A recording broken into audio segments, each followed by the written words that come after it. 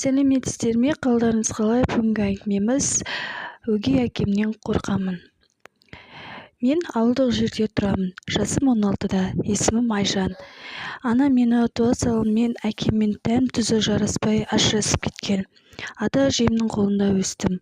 Анам мен 10 жасқа келген кезде 2 рет тұрмыс құрды. Өгей әкем анамнан 3 жас үлкен. Анам тұрмыс құрған соң қолына келдім. Себебі мектеп алыс болатын.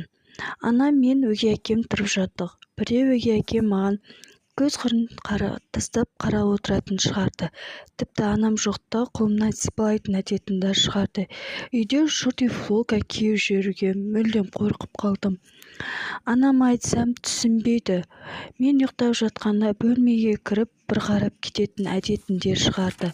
Бұл қылықтарын бәрін анама айтсам, сен өзің жабысқан шығарсың, сен өзің бүйткен шығарсың деп мені сөгеді де қоятын еді. Шыдай алмай ата-әжемнің үйіне кетіп қалдым. Өгей әкем бұл қылығымды ата-әжеге ескертетін болсаң, өлтіремін деп қорқытып қойды. Енді не істерімді білмеймін. Кеңестеріңіз керек. Ал достар, сіздердің кеңестеріңіз қандай? Не айтар едіңіздер? Жалпы әйел адамға 2 рет тұрмыс құру қалыпты ма? Қалай ойлайсыздар?